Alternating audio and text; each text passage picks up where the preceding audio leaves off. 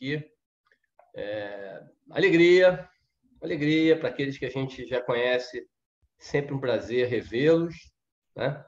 Vi que a Lourdes está aí, Gislene, muita gente que a gente conhece, e o pessoal vai entrando aí aos poucos, né? A gente sempre marca, tenta começar tudo que a gente faz aqui no IPEC no horário, mas naturalmente, até é um compromisso, é uma palestra gratuita, aberta, ela naturalmente tem a pessoa relaxa, esquece a hora, entra depois, não tem problema nenhum, tá? Esse encontro é para a gente apresentar um pouquinho do trabalho que foi feito em relação à tributação no Brasil, né? Sempre no sentido de contribuir, de ajudar a melhorar um pouco o país, né? Fazer com que o Brasil promova efetivamente uma reforma tributária que volte, né, aos anseios da população, do seu povo. O Brasil é um país que sofre muito com uma série de coisas, as coisas vão para o caminho sempre mais difícil, né? E a gente fica sem saber. Ali no armário tem as plaquinhas do IBMEC, onde eu dou aula hoje, da Gama Filho também, onde eu trabalhei muito tempo, né? E tem um monte de plaquinha ali de paraninfo, de homenageado. Eu já fiz alguns discursos lá nos momentos em que eu tenho que fazer o discurso, né, por ser paraninfo das turmas que eu fui escolhido, sempre com o maior carinho, e cada formatura para mim é um evento especial. E eu tento não ficar repetindo o discurso, para não ficar quem vai sempre falar, e lá, ele vai falar a mesma coisa que falou no ano passado. Algumas coisas você acaba falando que são importantes. Mas eu me lembro uma vez, não falei sempre, falei uma vez só. E eu acho que isso aí sempre me veio à mente, né? A história do biscoito, né? O Tostines lá, é fresquinho porque vende muito, ou vende muito porque está sempre fresquinho, né? Essa propaganda bateu na cabeça da gente durante um longo tempo, acho que hoje nem passa mais quase, mas tinha muito isso. O Tostines, ele está fresquinho porque ele vende muito, ou ele vende muito porque ele é sempre fresquinho? E eu faço analogia ao contrário em relação a nós, ao brasileiro em geral, né? O brasileiro em geral, ele comete os erros dos mais diversos aqui embaixo. Nós aqui, povo comum, a maior parte das pessoas, né? Porque os nossos representantes cometem os erros lá em cima, quer dizer, eles erram, eu posso errar também. Aquele negócio de um erro justifica o outro, né? Ou é o contrário, ou os nossos representantes ao longo... E eu não estou falando só de corrupção, não, estou falando de tudo, tá? Eles vão cometendo todo o conjunto de atrocidades que cometem nos mais diversos níveis governamentais, porque eles falam, a população faz lá embaixo, a gente só faz um pouquinho mais porque a gente tem condição de fazer aqui, mas a gente representa o povo que nós somos eleitos por eles, né? Somos representantes deles. Eles fazem isso, a gente faz também. A gente não tem uma resposta, né? Não sei, não há uma resposta padrão, completa para isso. Eu só sempre chego à seguinte, a minha percepção, né? Quem tem que dar o primeiro passo somos nós aqui embaixo. É difícil esperar o primeiro passo de quem está no comando, gerindo o processo, sempre no final, no benefício próprio, né? Então, se a gente não der o exemplo, se a gente não fizer aqui o contrário, né? Eu fico vendo agora nessa situação aí, sem fazer julgamento nenhum, né? A reflexão, as pessoas aglomerando aqui, ali, acolá, e quando tem sempre uma conversa, a gente entende, é muito difícil, né? Desde março que a gente está... Vocês imaginam, é muito difícil. Eu sempre fui de sala de aula, adoro a sala de aula. É muito difícil continuar fazendo esse trabalho aqui atrás de uma tela de computador, sem poder enxergar o meu aluno, compartilhar com ele, participar com ele, interagir. Quem já teve aula comigo sabe o quanto eu gosto disso. Mas o que eu vou fazer? Eu vou forçar, vou voltar a aglomerar, forçado? Não tem como, não tem condição. Eu sei que tudo é muito difícil, tudo está muito difícil para todo mundo. Claro que para algumas pessoas fica mais difícil que as outras, né? Mas eu tenho que pegar o ônibus, o trem, então eu também posso ir para a festa, para o churrasco, para a praia. É difícil. Aí você pensa do outro lado. Aí, se ele foi para lá, é porque ele também vai pegar o trem. Então você começa a não sair do lugar. Tudo que a gente faz, quando a gente conversa com alguém sobre qualquer coisa, mas esse aqui, o A fez errado, mas o B também fez, o C também fez. Então o erro do A está perdoado, porque o B e o C também fizeram e ninguém investigou, ninguém apurou, ninguém fez. Quer dizer, ou o outro não, o A pulou a cerca aqui de 2 metros, mas o B pulou a cerca de 3 metros, é pior o erro dele. Quer dizer, que a gente consiga avançar como sociedade e refletir sobre isso. Vamos lá, gente, alegria. Bom, o áudio está normal, né?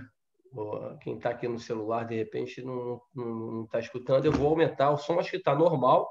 Deixa eu dar uma confirmada aqui rapidamente no meu som, mas eu acho que o meu está no máximo aqui. Claro que aí a partir. Não está tá no máximo o meu.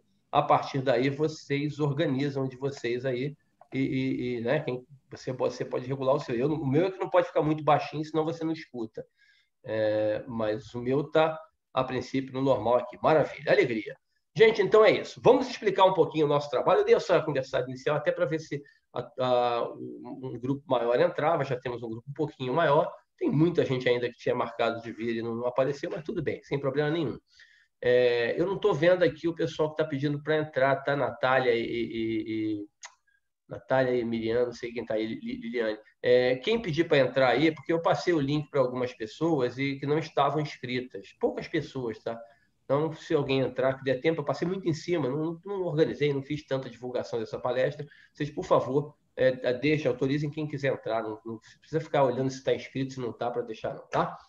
Tá bom, alegria. O que eu planejei fazer aqui, gente, nesse artigo? Primeiro, eu não tenho nada contra os bancos. Deixar bem claro isso, né? Porque de vez em quando vem uns colegas falando, e os bancos não vão gostar nada disso, e não sei o quê, e não sei o quê, e você não vai abrir nunca mais, você não vai pegar nunca mais empréstimo em banco. Eu tenho conta num desses bancos aí. Os bancos são muito importantes para o país, ainda mais o Brasil, né? O Brasil tem instituições bancárias, as principais, do mais alto nível, do mais alto padrão, representam um patrimônio privado, claro, dos seus donos, dos seus acionistas, mas um patrimônio da nação, do país. Então, nada contra os bancos. A gente simplesmente está tentando contribuir com o projeto, com o processo de reforma tributária no Brasil.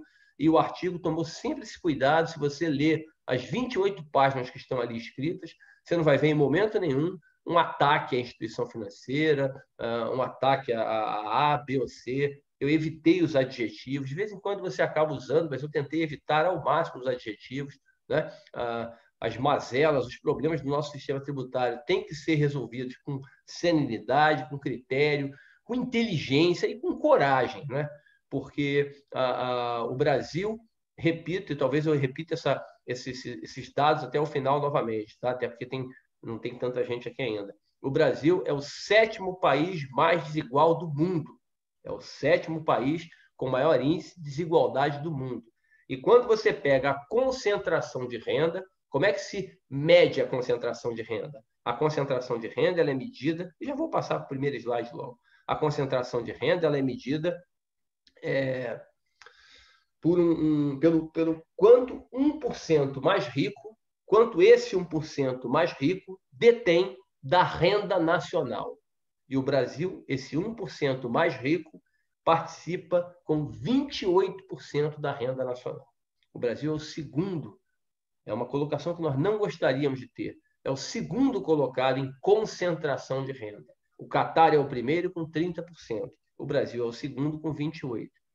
E o terceiro colocado, bem distante da gente, bem distante em terceiro, mas é o terceiro colocado, é o tão decantado Chile aí, né? Que a gente elogia tanto de vez em quando, vê por aí.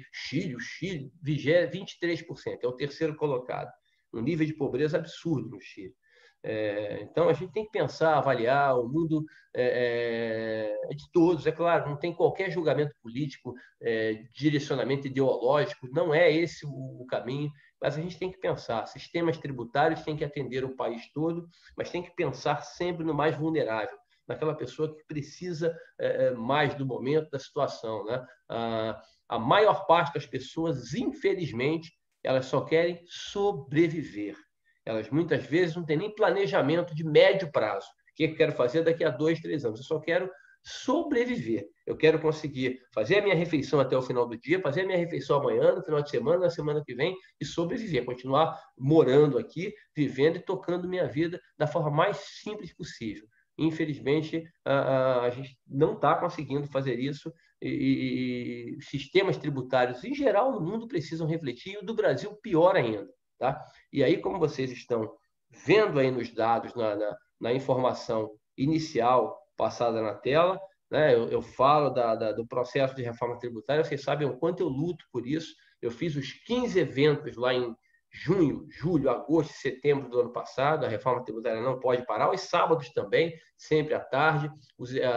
As palestras e os slides estão todos lá no reformatributariajá.com. Está tudo disponível lá. E os vídeos também no canal do CRC. Então,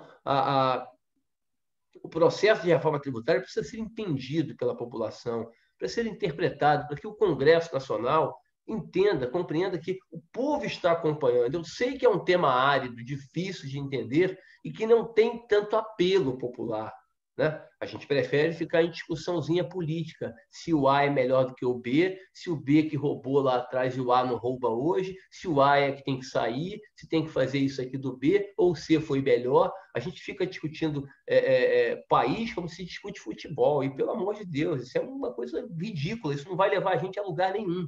Reforma tributária, sim, que é algo muito importante. A reforma tributária que está no Congresso, os projetos de emenda constitucional que estão lá, a PEC 110, a PEC 45, o próprio Simplifica Já, que tem mérito, é um projeto bem interessante, eles simplificam o modelo. Eles têm um mérito relevantíssimo, que é a simplificação do modelo. Agora, eles não resolvem o problema que vocês estão vendo aqui, que eu queria relatar agora para vocês.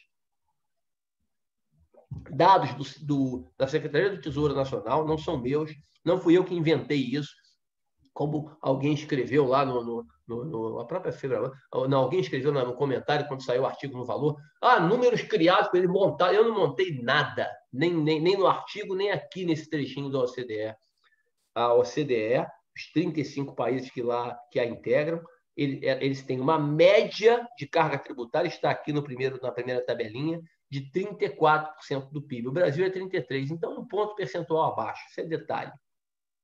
Aqui, o mais importante é essa participação relativa. Na participação relativa, o que você observa na participação relativa? Você observa que a OCDE, e eu separei amarelo e verde, para ficar bem nítido a minha preocupação. Quando você vai na OCDE, olha a OCDE aqui, ó, o consumo e a renda têm percentuais parecidos. Os dois representam em torno de 1/3 da carga tributária.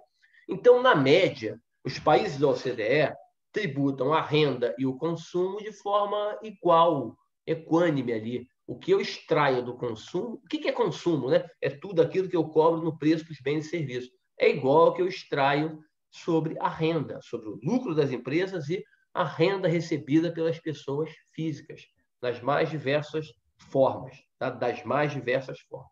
É igual, tá vendo? 33, 32. No PIB é 11, 11. É praticamente a mesma coisa. Aí eu não vou nem me referir a encargo social e propriedade, que também tem uns ajustes a fazer, mas eles estão muito próximos, aqui e lá. Tá? Essa apresentação, Gabriela, eu vejo a forma de passar para vocês, pode deixar. Tá? Então, o que acontece? Quando você vai para o consumo, olhem, gente, os números estão aí. Não fui eu que inventei, podem procurar em outras fontes. Os números estão aí. O Brasil tributa o dobro. O consumo representa o dobro da renda. Você extrai da sociedade 7,5% do PIB de renda, 15% no consumo, 22,3% da carga tributária é renda, 45,2% é consumo. Meu Deus do céu! Meu Deus do céu, nós vamos fazer reforma tributária, fazer um processo de reforma tributária sem mexer, com coragem, com profundidade nisso aí. Com profundidade. Com profundidade. Mexer. Só sai reforma tributária se realmente mexer nisso. Se não mexer nisso, não sai reforma tributária. A gente tem que refletir. Tem que refletir. Não é OCDE, padrão. Não, é porque isso aqui não faz sentido. Isso aqui é na contramão de qualquer lugar. Tá? Isso aqui é na contramão de qualquer lugar decente, que você vê como o país está caminhando. E outra coisa interessante, até que eu estava... Aí não tem também discussão política, né? Os melhores países em relação a bem-estar social, os países nórdicos lá, né? Você repara uma coisa interessante, né?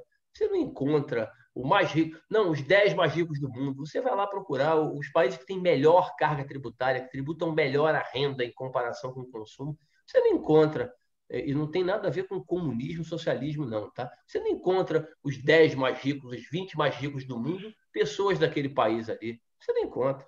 Você não encontra. Não, os 10 mais ricos do mundo. Está lá um dinamarquês. Procura. Procura. Um finlandês, um norueguês. Você não vai encontrar. Ah, porque eles não têm. Não, não é isso. É porque não estou falando que o sistema tributário é o único mecanismo para melhorar isso. Mas é um dos mecanismos mais importantes, talvez o mais importante para você começar a reduzir a desigualdade social no país. Então, fiquem com essa lógica. A OCDE equipara consumo e renda na mesma proporção percentual. O Brasil coloca o consumo no dobro da tributação da renda. Ou a gente mexe nisso com coragem, ou não adianta chamar de reforma tributária. Pode simplificar, vai melhorar, vai ter mais gente investindo aqui, não tenho dúvidas disso, tá? Agora, você não vai resolver o problema principal, que é o bem-estar do povo na última linha, e não é coisinha política, não, porque eu não estou me candidatando a nada. É só para fins didáticos e técnicos aqui. Bom, vamos seguir. Aí, gente, a pesquisa que fundamentou o artigo. Aí, quem me conhece um pouquinho, e algumas pessoas até no próprio LinkedIn lá abriram, eu conheço, me defenderam, não precisam nem eu me defender em relação a eventuais críticas quando saiu o artigo, né? E, de novo, eu não estou fazendo qualquer crítica à instituição, mas quando se bate numa coisa, você tem que falar, não, isso aqui não está fundamentado, não tem isso, não tem aquilo. O que a pesquisa fez? Eu simplesmente analisei as demonstrações financeiras de 10 instituições financeiras. Não peguei exatamente as 10 maiores, privadas, né? Não peguei exatamente as 10 maiores. Quer dizer, não peguei, por exemplo, a Caixa é 100% do governo. Até coloquei ela no artigo, porque ela distorce a informação, já que a tributação da Caixa é bem menor do que o percentual encontrado aqui. Então, se eu colocasse a Caixa, iria diminuir ainda mais, mas eu achei que iria distorcer pela característica da Caixa Econômica. Eu não coloquei a Caixa, não coloquei BNDES, não coloquei instituições 100% públicas, né, como o Banco do Nordeste e instituições públicas. O Banco do Brasil entrou porque, embora seja público, ele tem acionistas privados. Então, ele tem natureza para fins de tributação, não só de tributação, como os outros também têm, mas uma natureza mais próxima do privado. Então, o Banco do Brasil está inserido. Tá? As 10 instituições estão listadas ali embaixo. Nos maiores tinha alguns ali, o Votorantim, mas o Votorantim tinha uma parte dentro do BB, então eu preferi pegar outras instituições, não considerar o Votorantim. Tá? Mas nada disso distorceu a informação final. E o que eu fiz, na verdade? Tem um áudio aberto aí, Natália e Liliana, ajusta, por favor, para mim. O que eu fiz? Eu fui lá na DRE, tá? E peguei o lucro antes do imposto de renda, quando tem participação dos empregados, eu retirei, né? Lucro antes do IR menos as participações dos empregados. E depois peguei o imposto de renda e a CSLL. O corrente, o que é o IR e a CSLL corrente? É aquele valor que eu pago, que eu desembolso ao fisco pela apuração do imposto de renda. E depois você tem o diferido, que no caso dos bancos e da maioria das empresas brasileiras, esse diferido é positivo. Ele reduz a despesa corrente. Por quê? Dentro do ajuste do imposto de renda, você tem adições temporárias, valores que a legislação tributária não aceita agora, mas aceitará daqui a 1, daqui a 2, daqui a 3 anos, tá? Daqui a 4 anos, vai aceitar nos próximos anos. Então, esses valores do imposto de renda e da CSLL diferidos, eles reduzem a despesa. E aí, o artigo tentou mostrar o quê? Separar a alíquota efetiva plena e a alíquota efetiva corrente. O que é a alíquota efetiva corrente? Porque você tem uma alíquota nominal, né? No caso dos bancos, a alíquota nominal hoje alcança 45%. 15% da alíquota básica do IR, 10% do adicional, 9% da CSLL, não, 20% da CSLL. Então, 15 mais 10 mais 20 vai a 45%. Mas durante diversos anos desse período aí de 10 anos, a alíquota foi 40%. O que eu fiz? Eu fiz a média ponderada das 10 instituições, tá? Por ano e por instituição. Deu 42,2% de média, tá bom? Média ponderada. Então, 42,2%, se deu 100 de lucro, eu teria 42,20 de despesa, tá? Então, a alíquota efetiva corrente, ela não pegou a despesa, ela pegou apenas o pagamento, só o IR corrente. Tá? Isso aí deu 32%, daqui a pouco nós vamos ver a tabelinha aí. E a alíquota efetiva plena, essa pegou a despesa, né? Pegou a despesa corrente, o que eu paguei, e diminuiu o diferido, né? Mostrando a despesa que efetivamente reduziu o patrimônio líquido da instituição. Tá? Também mostrei ali, dentro do que foi possível obter a informação, né? Nem sempre a informação é tão detalhada assim que você consegue o detalhe, e toda vez que eu não consegui o detalhe, eu não peguei, eu deixei item não identificado, os principais motivos que justificaram, que explicaram essa alíquota diferente da nominal. Né? A combinada foi 42, a despesa ficou 14. Por que deu essa diferença? Tem a explicação, daqui a pouco eu mostro para vocês aqui. E para fechar, aí já fui na reta final, o que eu fiz? Eu peguei a DVA, a demonstração do valor adicionado, né? A riqueza gerada. Eu gosto muito da DVA, gosto muito da DVA. A demonstração do valor adicionado, ela é uma remontagem da DRE. Você remonta a DRE e faz o seguinte: qual foi a riqueza produzida por este segmento, por este negócio? Né? Ele explorou uma atividade comercial, industrial, de serviços, explorou uma atividade, consumiu serviços, produtos de terceiros, transformou aquilo ali num bem, num serviço próprio, exerceu essa atividade, obteve receita, remunerou os terceiros e sobrou para ele uma riqueza. Essa riqueza gerada ele tem que distribuir para quem contribuiu para esta geração. Quem contribuiu para esta geração? Bom, primeiro, os donos do negócio, claro, que botaram primeiro dinheiro ali, os acionistas, os sócios, né? Então, tem a parcela dos sócios acionistas. Tem os empregados. Sem empregado, não tem empresa. Então, a parcela do trabalho, salário, benefícios, o fundo de garantia entra ali, né? Trabalho. Governo, porque você tem que pagar os tributos para as três esferas governamentais do Brasil, União, Estados e municípios. E terceiros, que no caso de instituição financeira é apenas aluguel, né?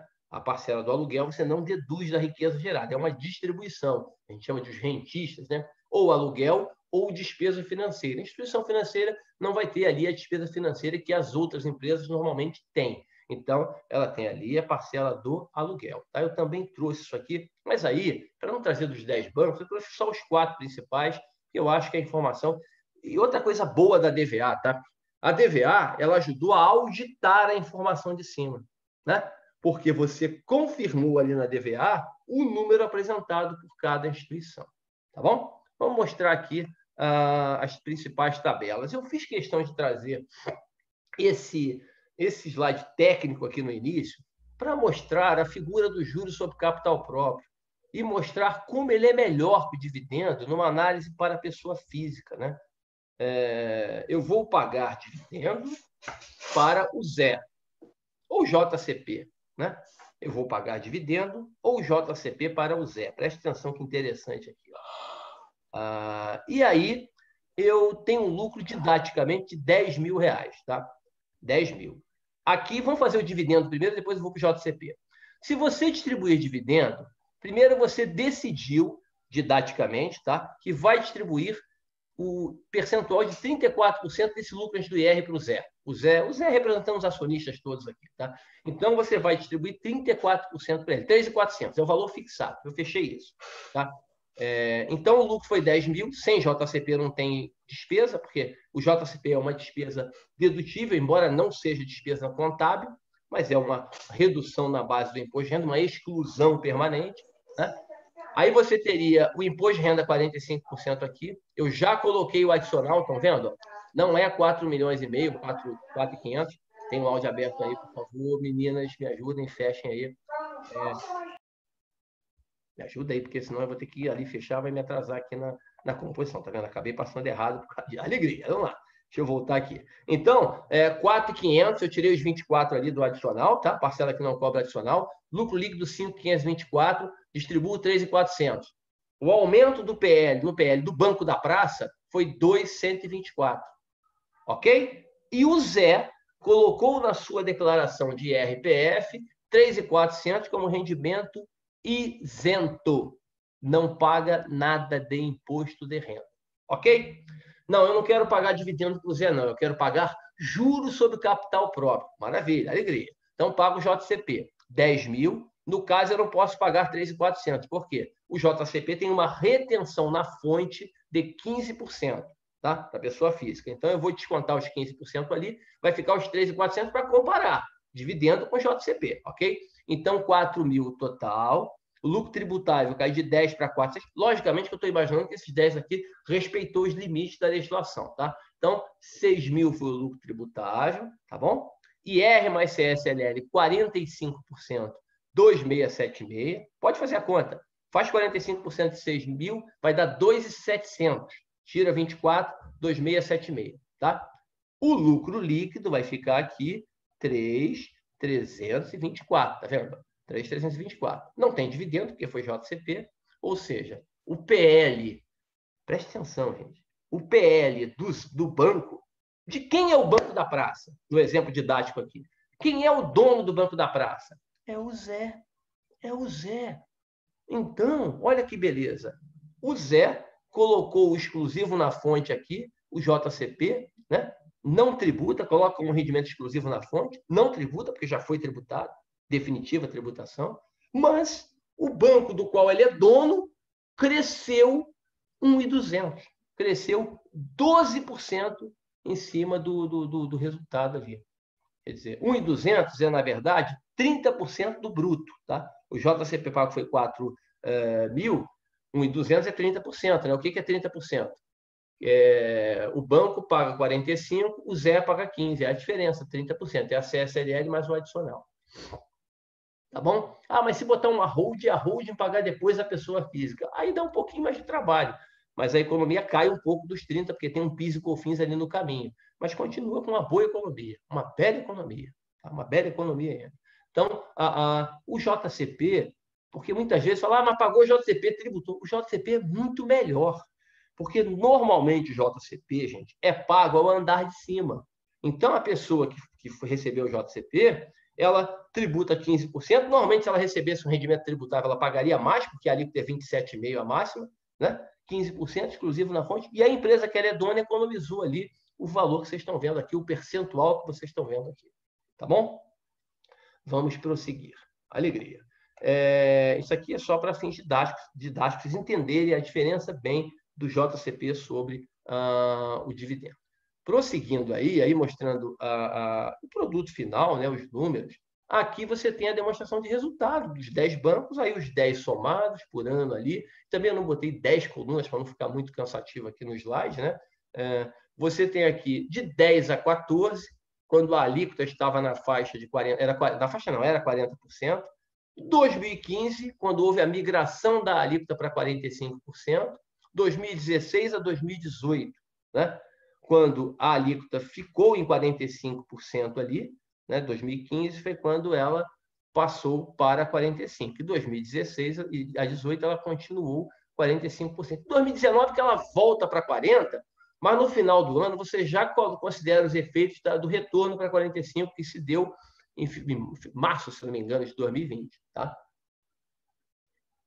Vocês vão perceber, claro, um impacto maior aí em 2015 e 2019, né? Eu cito até a dissertação do meu amigo Maurício Ferreira de Souza, meu irmão Maurício Ferreira de Souza, do João 23, lá ele fez a dissertação dele na PUC, né, de São Paulo, sobre a alíquota efetiva dos bancos, mostrando o impacto que essa variação da CSLL causou, um trabalho muito próximo do meu, com conotações diferentes, com objetivos diferentes. Ele era uma dissertação de mestrado muito bem feita e aprovada, com mérito, com louvor. Então, o Maurício tinha mostrado isso aí com outro ângulo, com outra análise no trabalho dele, recomendo a leitura. Tá? Os bancos tiveram esse benefício de aumentar o seu ativo, porque eles adicionaram um ativo a 40%, e depois vão excluir esse valor ao longo do tempo a 45%. Então, há um acréscimo aí de 5% no ativo, que, logicamente, o impacto dele é no imposto de renda, direto no imposto de renda. Tá? Então, vocês observam que 15 e 19 tem uma distorção maior, mas mesmo 16 a 18 aqui, por exemplo, lá, 22% a alíquota corrente efetiva e 28% a nominal. Lá de 10 a 14, eles pagaram um pouco mais, 35,9%, mas tiveram 20% de alíquota nominal. E no conjunto dos 10 anos, a tributação efetiva final ficou em 14,3%.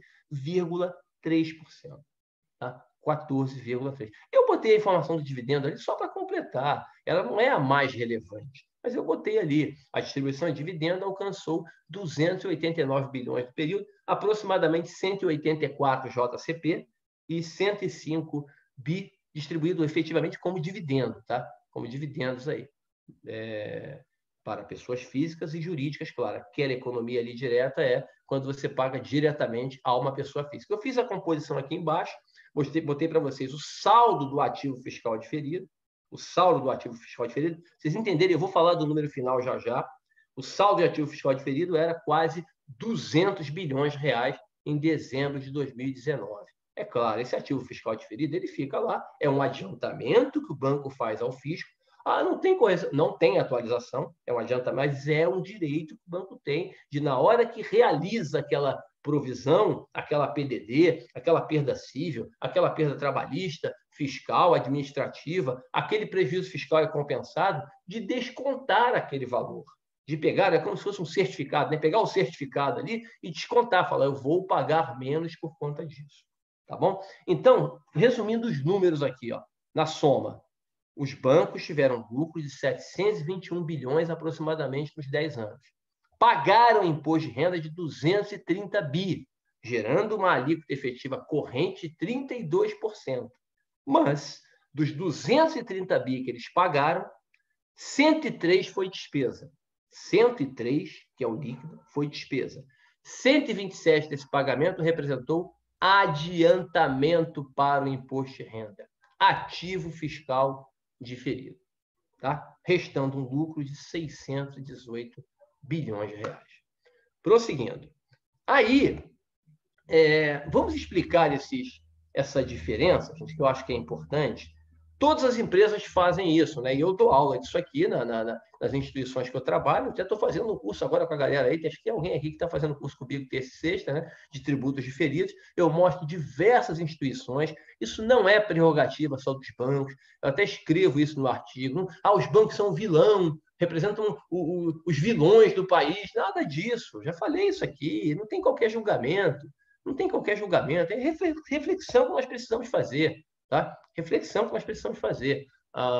Isso é aplicado em diversas outras instituições, segmentos, e eu vou fazer esse trabalho para todos os segmentos. Tá? Vou fazer para segmento de telecom, vou fazer para a indústria pesada, para a indústria leve, para a energia elétrica, para comércio, vou fazer para todo mundo. Porque o professor Guilherme Mendes, até de Ribeirão Preto, falou, não, começa pelos bancos, porque os bancos é o que tem um percentual menor. E eu aceitei a provocação dele para iniciar o trabalho pelas instituições financeiras. Bem, não tem nada, informação nenhuma que não seja oficial, divulgada pelas próprias instituições nas suas páginas eletrônicas. Mas vamos lá. Quando você pega aqui uma grande nota de reconciliação de alíquota, o que essa nota faz? Essa nota explica ao leitor o seguinte: olha, eu dei um lucro de 721. Se eu pagasse o imposto pela alíquota média cobrada no país, aí é 45%, 42,2% a média ponderada. Eu teria uma despesa de 305. Ou seja, isso aqui seria 305, seria quanto deveria ser pela alíquota nominal. E aqui embaixo, 103, é o quê? 103 é quanto foi. Quanto foi? Foi 103. Quais os motivos que justificaram essa diferença?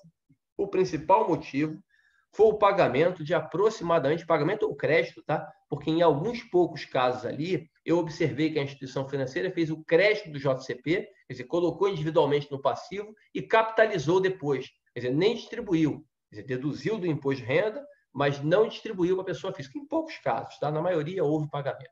Então, 78, isso é um benefício ainda maior, né? Você não precisa nem distribuir, você fica com o dinheiro. 78 bilhões de reais foi redução de imposto de renda pelo pagamento de JCP. 78 bi.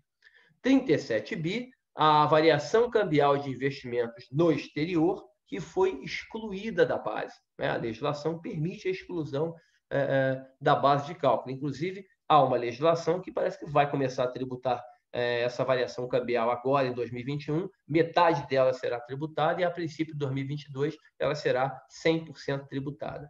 Os 33 bi que estão aqui embaixo foi a variação, esse crescimento de 5%. Né? Parece muita coisa, mas é isso mesmo, os saldos são altos, elevados. Então,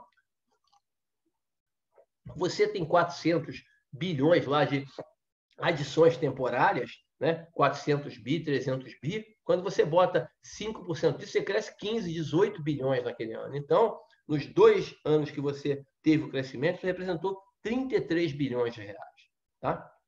E aí, tem um ajuste aqui, falar, mas se tirar esse ajuste aqui, tá bom. Mesmo que você tire esse ajuste, tira os 22, dá 3% a mais, é 720. Se tu tirar os 22 aqui, não é para tirar os 22 todos, mas se tirar uma parte dos 22, dá 3%, vai para 17. 17 tá bom? Melhorou? Olha só, o que são esses 22 aqui? Primeiro, eu participo em outra empresa, né? O bebê, por exemplo, participa na Cielo lá.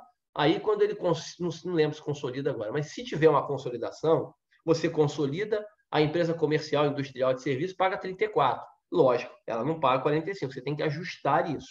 Você tem que ajustar. Então, é um efeito positivo aqui, já que a alíquota dele, que deu, se ele der lucro, isso vai representar um ajuste positivo. Né? Outra coisa que tem aqui também, dividendo, equivalência patrimonial de empresas que você participa, por exemplo, sem consolidar. Você não consolida a empresa, você não consolida e participa nela. Uma joint venture, né? Você participa, a empresa dá lucro, distribui lucro, você coloca aqui no teu resultado, mas essa receita não é tributada. Então, esses 22 bi são todos esses ajustes em investidas, coligadas e controladas, tá bom? E eu não consegui identificar, por mais que eu tivesse pesquisado, com intensidade de trabalho, com lupa ali, eu não consegui identificar 32 bilhões de reais, ou isso aí é outros também, né? Você bota sempre muitas coisas em outros. Então, eu não consegui identificar e preferi não trazer valor estimado, aproximado, porque eu acho que uma aproximação com segurança, uma aproximação assim, ela poderia perder um pouco do conteúdo da essência. Então, eu deixei ali, fica como não identificado, aí você pensa, pode ter isso. Alguém até me perguntou no outro grupo lá, tem ágio aí? Eu falei, tem pouca coisa, não tem muito. Mas o ágio pode estar ali, não identificado. Uma parte está até aí, tá? Uma parte do ágio está aí, mas é pequena, não é tão grande, a parte que eu identifiquei, tá bom? E não ia ficar abrindo um monte de coisa também, para não ficar muito poluído, tá bom? Então, de 305 para 103, você tem a justificativa dos 202 bilhões que reduziram a tributação da alíquota nominal dos bancos para a alíquota efetiva. Tá bom? E aqui embaixo a explicação, né? Os 230 foram desembolsados durante os 10 anos e os 127 representaram um valor de ativo, que dos 230 foi adiantamento. Vamos ao valor adicionado. O que é o valor adicionado? O valor adicionado é muito importante. É uma demonstração riquíssima, como eu falei no início da nossa apresentação. Né? Eu vou na DRE das instituições, aí eu peguei só os 4 principais, né? Eu vou na DRE das instituições e pego ali, os bancos fazem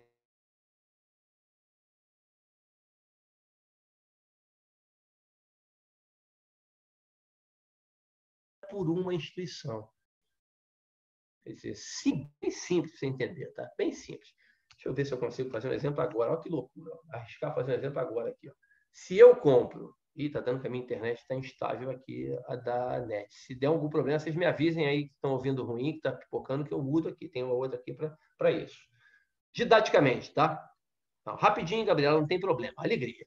Se eu compro um produto por 100, eu sou comércio, tá, Gabi? E vou vender por R$150. Eu compro por 100 e vou vender por 150. E didaticamente, vamos deixar o ICMS só na venda aqui para simplificar a minha vida, tá? Em vez de ter 12%, 18%, vamos botar um ICMS de, sei lá, 6%, só para vocês entenderem, 6% aqui do 150. Tá, ICMS é 9%. Tá? E não tem ICMS na compra, tá bom?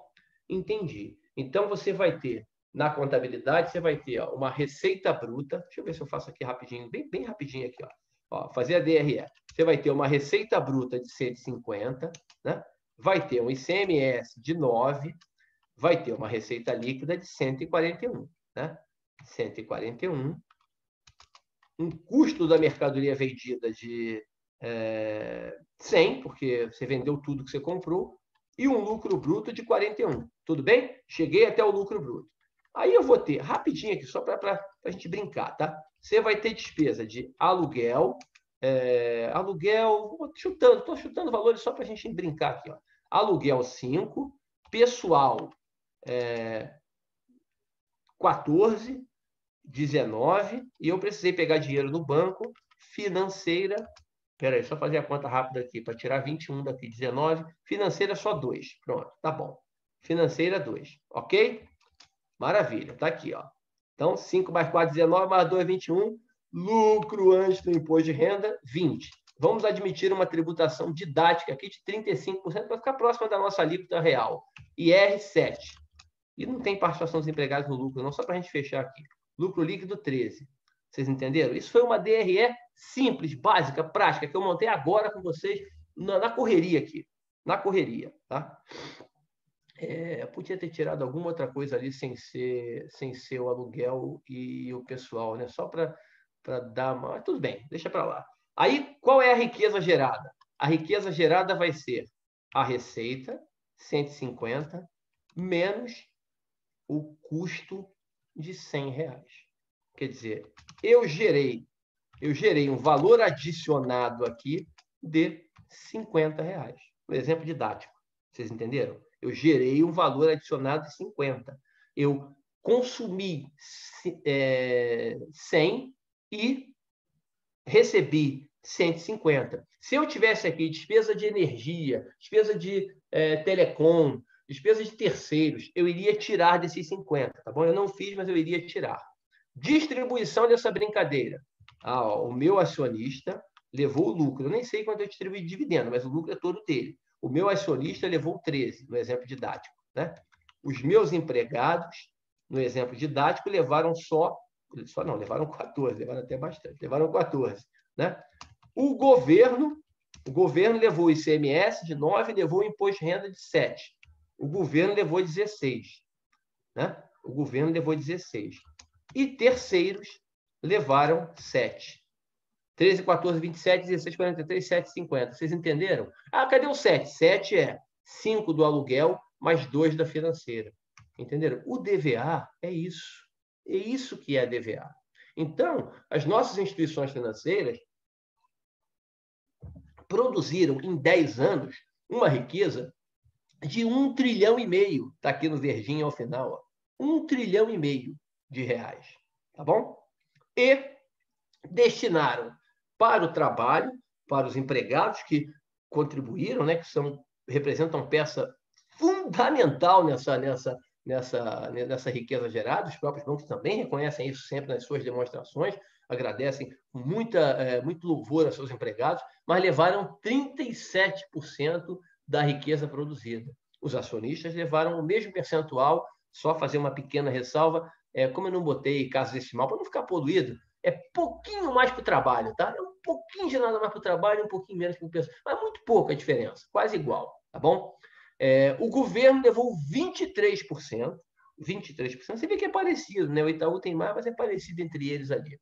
E terceiros levaram 3%, que são os aluguéis, tá bom? Então, essa foi a distribuição. Não era o objetivo principal fazer o valor adicionado, mas ele nos ajudou a entender, a dialogar com o que foi trabalhado no processo, tá bom? E depois, quando eu concluir o trabalho de todos os setores, eu vou fazer uma DVA comparativa dos segmentos, tá? Uma DRE e uma DVA comparativa dos segmentos. E aqui embaixo eu auditei, né? Qual foi a auditoria? Eu fui nas notas explicativas dos bancos e abri. Cadê os tributos? 23% de um tri e meio dá 351 bilhões. Eu abri os 351 bilhões aqui. Tá vendo? Então, vamos só, esquece a instituição individual, vamos aqui para o tributo. Olha lá, 92.835. Se você bater dentro do artigo, vai achar esse valor em cada instituição, tá auditado. Bonitinho. PIS e COFINS, 136 bi, né? Eles pagam PIS e COFINS com 4,65% sobre a intermediação financeira. Lembrando sempre que todas essas despesas aqui, ó, essas 4, elas reduzem, elas estão dentro do resultado e reduzem o IR e a CSLL, né? Quer dizer, esse 92 aqui já está reduzido da dedutibilidade de cada um desses tributos aqui. Se eu não pagar, só que porque é importante explicar isso, tá? Se eu não pagar 136 bi de PIS e COFINS, se eu não pagar 136 bi de PIS e COFINS, eu pagaria 26, 52, aproximadamente 55 de imposto de renda a mais. Entenderam? Porque cada um desses tributos aqui reduziu 42% de imposto de renda e CSLL. Se eu não pago 92,351, dá 260. Se eu não pago 260 dos outros tributos, eu teria pago 40% a mais de imposto de renda, mais 110 de imposto de renda e CSLL. Então, você vai ver aqui ISS, né, sobre serviço, o INSS e os encargos sociais, 71, e os outros que eles não abrem, mas dá para decifrar ali que tem muito IPTU, algumas taxas, tá? São os itens, talvez, que representam o maior volume ali dos 20 bilhões de reais. Tá bom? Alegria. Vamos adiante. E aí, quando você vai fechar o trabalho, e eu queria fazer a conclusão para abrir, né? Se vocês quiserem fazer algum comentário, conversar, a ideia é essa. Eu botei 1 hora só para fazer uma apresentação bem rápida, não quis fazer, não quero fazer nada longo demais, né? Antônio, isso aí. Se você aumentar 1% de PIS e COFINS, né? Deixa eu voltar aqui rapidinho, Toninho. Se aumentar 1%, é 465. Aí você aumentou para 5,8, como era a sugestão lá do projeto. Aumentou 25%. Tá bom. Se aumentar 25% aqui, Toninho, vai 68, 34. Você aumenta 34 bi. Se aumentar 34 bi, aí eu vou ter mais além, tá, Antônio, porque hoje é 45%, não é 42%. 42% é a média. Se você aumentar 45 bi de imposto de renda aqui, você, na verdade, vai reduzir... Peraí, deixa eu fazer de novo. 36, 68, 34, perdão. Se você aumentar 34, você vai reduzir 45% aqui, vai reduzir 15 bi. Tá? Então, você aumenta de um lado e reduz do outro. Não há alíquota efetiva, tá? Reduz o imposto de renda porque entra como despesa, aí segue o trâmite, o processo normal. E aqui eu queria fazer mais do que conclusões, que não são coisas fechadas, tem que punir os bancos, tem que tributar mais banco, nada disso. Só para reflexão. Mais do que conclusão, reflexão. Tá? Os números informam o que vocês viram. E podem pegar as demonstrações, vasculhar, procurar, para lá, para cá, que vocês vão encontrar o que eu trouxe aqui. Né? Eu não ia colocar meu nome, jogar meu nome numa coisa irresponsável, de pegar número sem ser um número real, oficial das instituições. As instituições privadas listadas, no conjunto, tiveram um lucro didático de 100. Essa explicação é didática para simplificar, para entender. O lucro no imposto de renda foi 100, mas elas pagaram 32 de imposto de renda. É bom deixar claro isso, nítido. Portanto, a alíquota, eu escrevo isso em algum lugar, escrevo lá no artigo, a alíquota efetiva corrente foi 32%.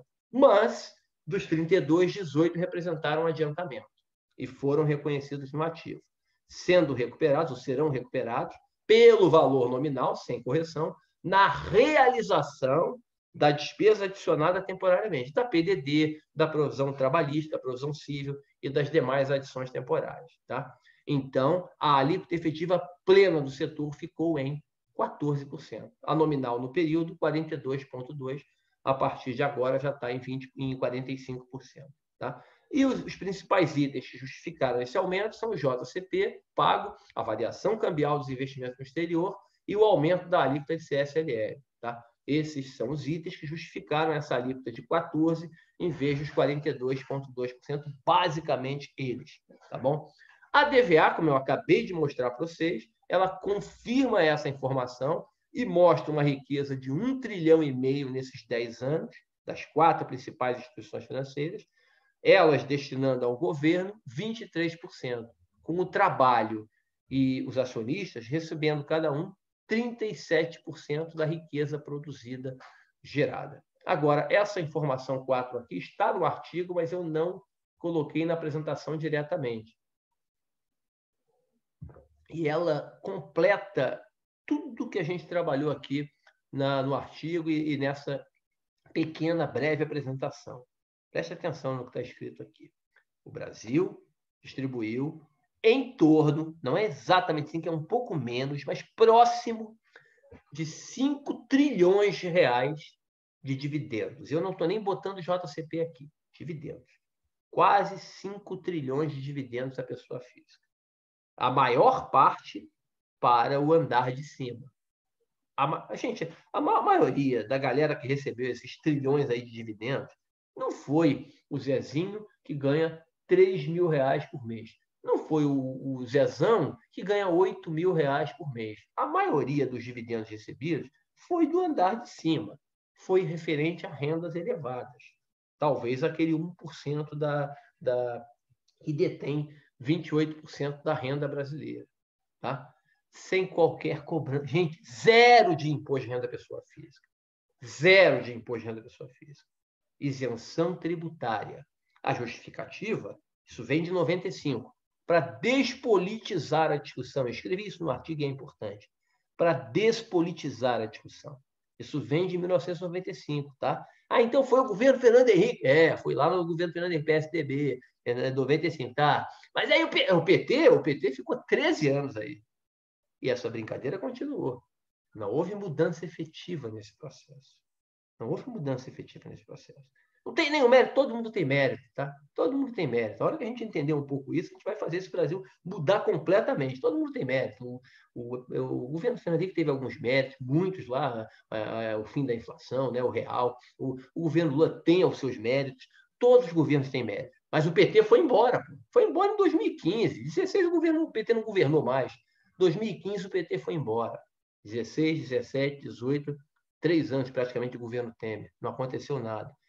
O governo atual já tem 2 anos, já metade do governo já foi embora. Então, despolitize essa discussão.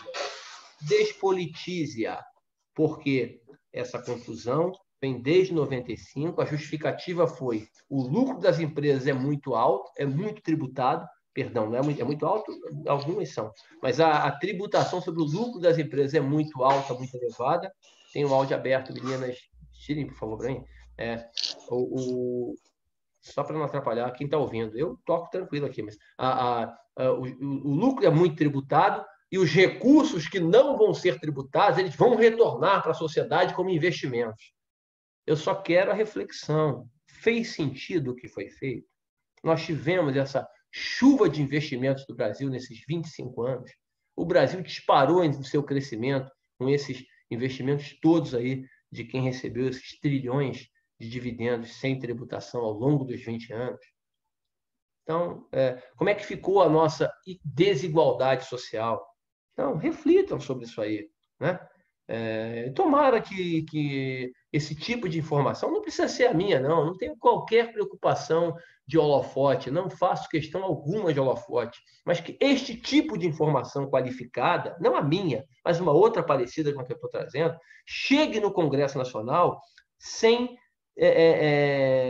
amarra, sem ficar preso a coisinha pequena, para você entender que você tem que realmente trabalhar pelo povo que te elegeu no conjunto da obra.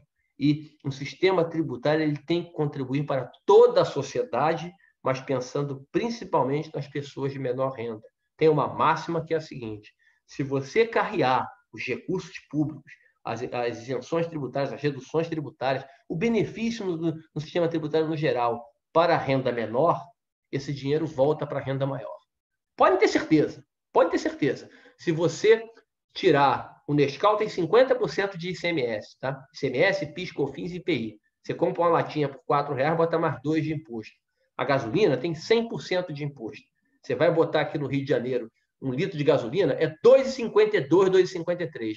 O frentista te cobra 5 porque os impostos, os tributos todos ali representaram os outros 2,40 e pouco para chegar aos R$5. É quase 100%. Quase 100%. Você vai comprar uma bicicleta, é 70% a alíquota por fora.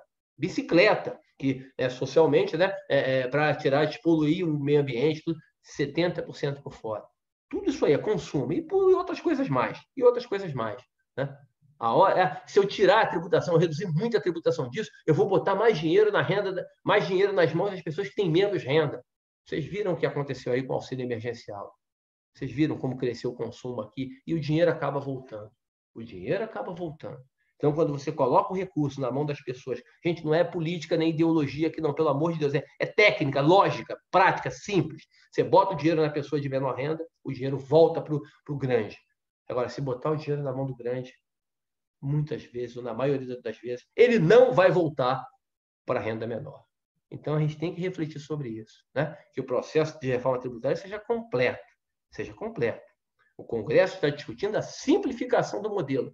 Não se discute, ela tem que acontecer. Eu tenho que pegar esse monte. Eu acho que não dá para juntar ICMS, PIS e COFINS imediatamente, de forma imediata. Você tem que simplificar o ICMS, simplificar o PIS e COFINS, e depois que eles estiverem simples, você junta. parece besteira, mas é coisa didática.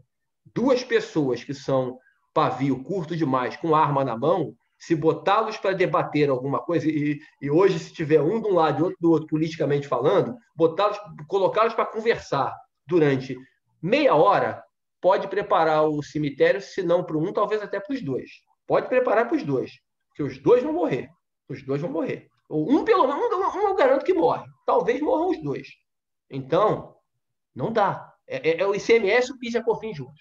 Não dá para você pegar esses dois tributos e querer juntá-los. Não dá, não dá. Eles têm que ser organizados separadamente, simplificam, entenderam? Tem que fazer uma lavagem cerebral na cabeça dos dois. Gente, eu estou falando isso aqui, pelo amor de Deus, não me levem a mal, mas é uma reflexão para o todo. Eu vou botar esse vídeo depois no YouTube, né? A gente avisou isso aí, vai colocar, porque isso tem que chegar a mais gente na sociedade, né? Para fazer a lavagem cerebral dessa pessoa que está de um lado e do outro e explicar. Para com esse fanatismo. Você não está torcendo para o Flamengo, para o Corinthians ou para o Atlético Mineiro. Isso aqui é política, isso aqui é dinheiro, é povo, é pessoas aqui do lado. Isso não é futebol, isso não é carnaval, isso aqui é coisa séria, é teu dia a dia. Então, abandone esse fanatismo político e vamos entender com serenidade as coisas, dos dois lados. A hora que você tirar esse ódio, essa raiva dos dois lados, aí coloque-os para conversar, tira o revólver da mão deles, e bota os dois para conversar.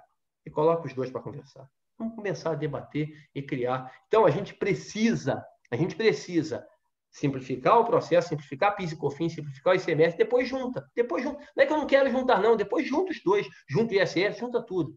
Mas primeiro simplifica. Mas, gente, vocês viram no slide. E eu rapidamente faço questão de voltar nele, bem rápido, tá? Faço questão de voltar nele, que é logo no começo. Esse slide aqui. Não percam essa aqui, ó. A OCDE tributa a renda e o consumo igual. O Brasil coloca o consumo no dobro da renda. No dobro da renda. Porque eu tiro um da renda, eu tiro dois do consumo. Está tudo errado. Ou a gente vai mexer nisso com coragem, ou não vai fazer reforma tributária. Vai fazer um arremedo, um complemento. Algo bem simples, legal e tudo, mas não chama de reforma, por favor. Chama de ajuste tributário que está de bom tamanho.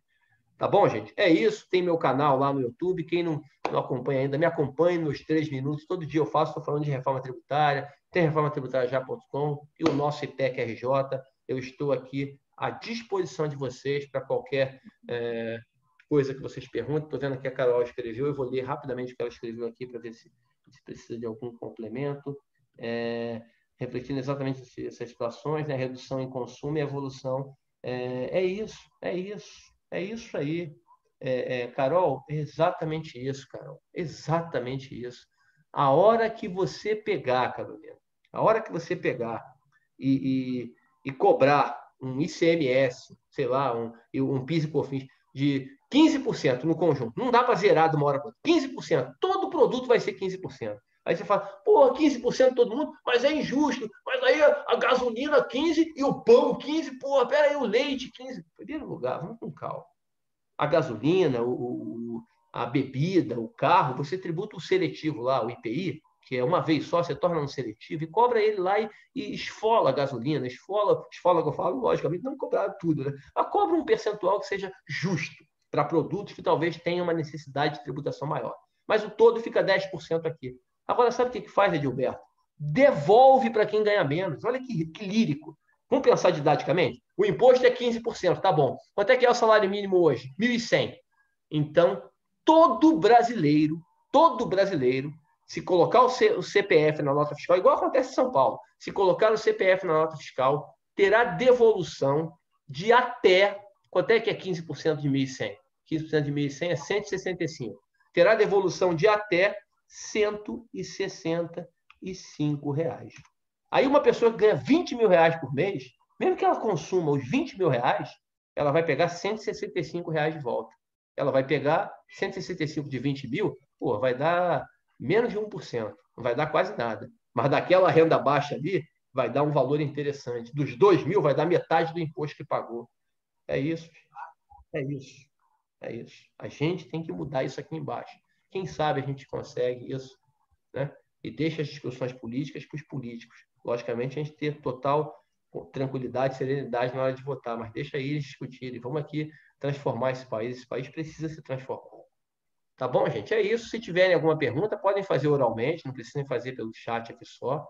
Eu fico à disposição de vocês. Se não tiverem, a gente encerra aqui desejando um ótimo final de semana para vocês aí.